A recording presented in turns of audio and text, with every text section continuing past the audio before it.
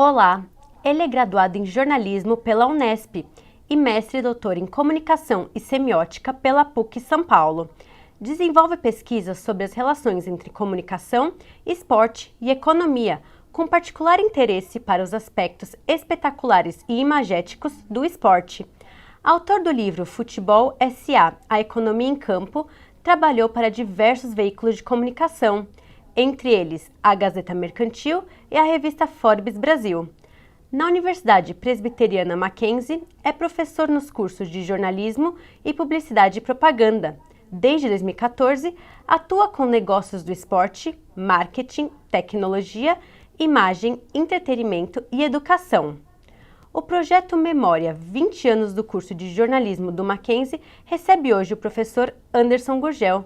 Olá, professor, tudo bem? É um prazer receber você aqui hoje. Olá, tudo bem? Eu que agradeço o convite. Fico honrado pela oportunidade de participar de um projeto tão interessante e que resgata a memória, uma coisa que nosso país precisa cada vez mais, né? Entender os processos. E falando em memória, conta um pouquinho sobre a sua pra gente. Como escolheu o jornalismo? Por que escolheu seguir essa profissão? É interessante relembrar esse processo. O meu caminho natural teria sido fazer exatas, né? Eu fiz colégio técnico, estudei química, gosto muito de números até hoje. Acho até engraçado essa coisa de estudante de humanas não entende de números. Não é muito a minha realidade, não sou um especialista, mas lidei muito tempo. É que aí eu acho que tem um pouco da vocação, da vontade, né? Eu estudei num colégio muito bom, eu tinha acesso a excelentes professores da área de humanas, tive curso de teatro, tinha professores de literatura, que inclusive alguns com autores de livros didáticos, e eu acho que aí a vocação veio mais forte, né? Era um universo, ainda que tinha uma vocação forte para exatas, me gerava muita oportunidade de ter um contato com literatura, com expressividade do teatro, com a questão da história, tive professores de história muito bom, e aí naturalmente rolou aquela vontade do famoso IC, né? E aí eu prestei o vestibular na área de jornalismo, porque eu já gostava muito. Meu pai na época tinha um bar, e eu trabalhava com ele numa parte do dia, e o bar era frente a uma banca de jornal, e eu comprava jornal todo dia, ficava lendo, ele lia sobre cinema, ele lia sobre política. Então acho que esse ambiente, tanto de trabalhar com meu pai, tanto da escola, que tinha uma forte vocação para humanas, acabaram influenciando bastante, tanto que foi muito natural o processo, apesar de ter muito orgulho da minha experiência na área de exatas, a migração para humanas foi muito tranquilo e foi uma vivência muito boa, foram 4 anos muito intensos e dedicados à formação humanística. E tendo tido esse contato com exatas, por que optou o jornalismo esportivo e não o jornalismo econômico, por exemplo? Essa é uma boa questão. Na verdade, assim, na verdade é um marcador muito forte, mas é bem isso. Eu sou jornalista econômico, né? Essa é uma história que eu sempre tenho que contar para os meus alunos quando começam as minhas aulas.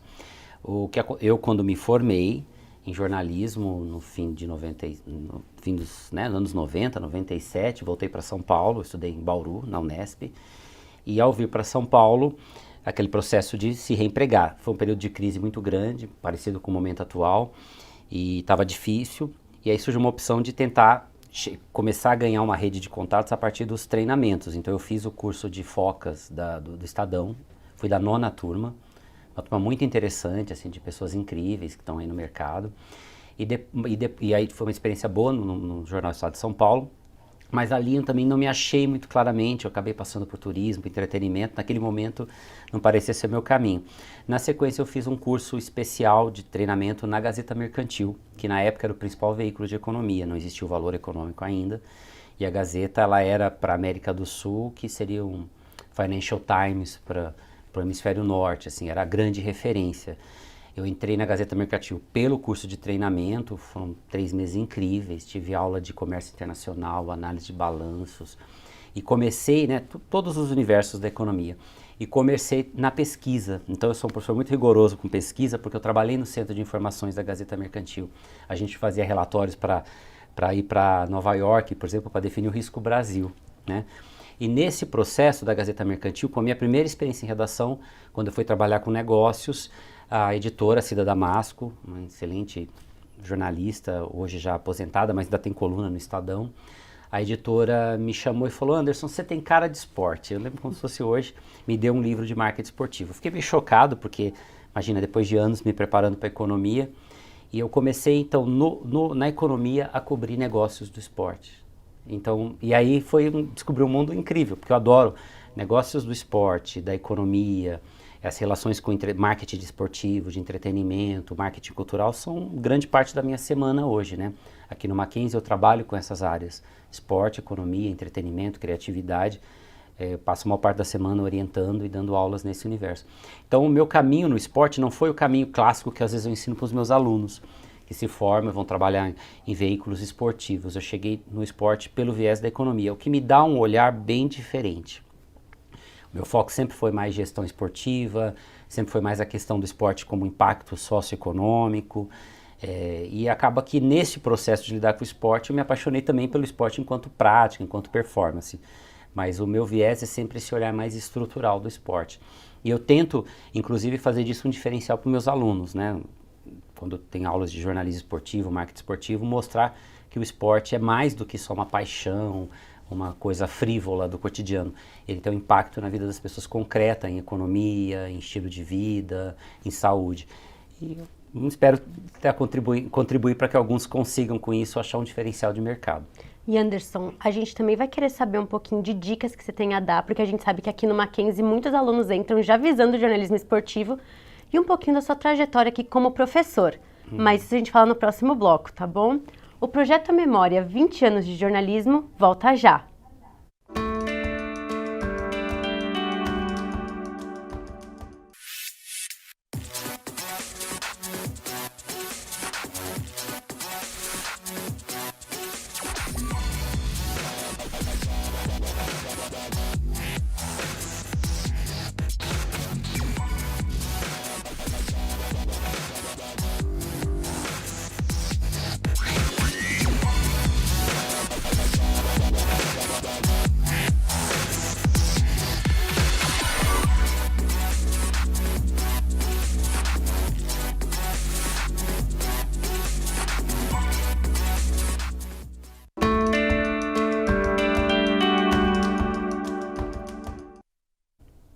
O projeto Memória 20 anos do curso de jornalismo está de volta.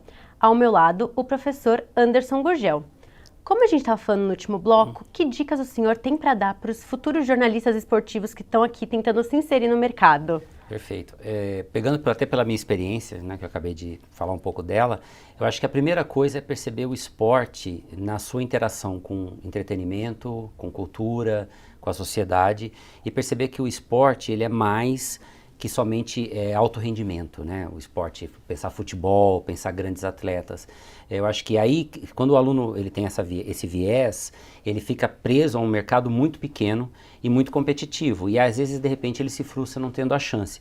Se a gente entender que o esporte tem todo um universo que conecta com a economia, que conecta com saúde, que conecta com práticas que vão chegar ao universo do esporte educacional, universitário, que chega no esporte amador, que tem a ver com a vida das pessoas, você ganha uma dimensão absurda. E tem práticas esportivas que vão muito além do futebol. Eu tento trabalhar isso cotidianamente com os meus alunos nas aulas de esporte, marketing esportivo, jornalismo esportivo, justamente para mostrar que o campo de esporte está crescendo, né? A gente tem esportes novos chegando à Olimpíada, skate, surf, escalada vertical. A gente fala de um crescimento absurdo hoje dos esportes eletrônicos. Então tem um universo muito grande de oportunidades. Se a gente cruzar com novas tecnologias, aplicativos, streaming, aí realmente a gente vê que é um mercado com muito potencial. Então tem que pensar para além da mídia tradicional. E o senhor sentiu muita mudança no curso de jornalismo, tanto aqui no Mackenzie, como que o mercado exige do jornalista ao longo desses anos que o senhor é professor? Muita, muita. Eu falo que eu sou um migrante desde sempre, porque eu me formei, eu entrei na faculdade de jornalismo ainda na máquina de escrever, né? Sou datilógrafo formado, isso é uma piada que eu sempre faço em aula.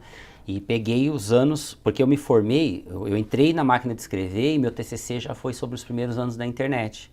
Né? Então eu peguei ali o UOL para analisar como era essa migração. E eu acho que essa para mim é uma metáfora que serve para a vida, porque é o tempo todo mudando. Então há 4, 5 anos não tinha o WhatsApp, as redes sociais elas vão mudando muito rapidamente.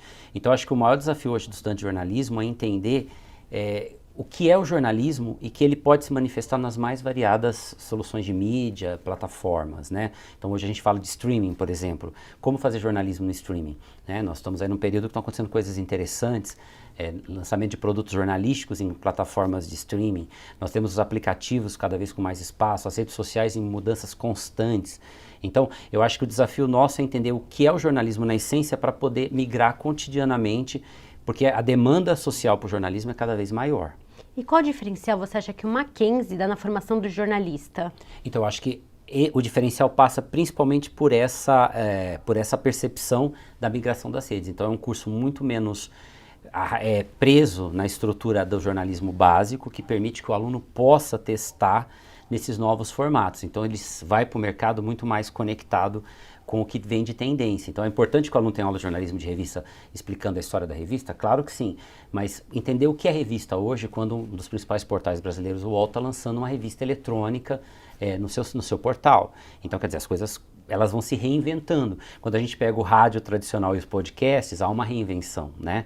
Então, eu acho que é muito importante que o aluno tenha essa percepção, esse alicerce para que ele possa estar continuamente encontrando esse espaço nas novas soluções que vão surgindo. E já que começamos a falar de Mackenzie, conta como que o senhor chegou até a faculdade? Tem uma relação antiga com o Mackenzie de contatos, de amigos que trabalham aqui, né, há muitos anos. Eu acabei colaborando no Lato Sensu, isso em 2013, e nesse processo me aproximei mais da casa, eu estava terminando o doutorado, e aí são as oportunidades da vida. Na época eu estava terminando o doutorado, tinha reduzido muito aulas em outras instituições por causa do doutorado, e quando eu terminei, por coincidência o Mackenzie precisava de um professor com esse perfil, que pegasse e assumisse a área de esporte. Então eu já entrei no Mackenzie trabalhando nos dois cursos, publicidade e jornalismo, simultaneamente com as disciplinas de esporte. Então eu assumi jornalismo esportivo no jornalismo e marketing esportivo em publicidade. Então já entrei nos dois cursos já fazendo essa integração, que hoje ela está muito natural. Né? Na época que eu entrei as pessoas estranhavam que eu trabalhasse nos dois cursos. Eu acho que hoje pensar publicidade e jornalismo juntos é fundamental no momento de crise midiática muito forte, né? Então tem esse histórico aí e dessa demanda que o curso tinha de um professor que pudesse trabalhar esporte e entretenimento com os alunos. E qual a importância do Mackenzie na sua carreira?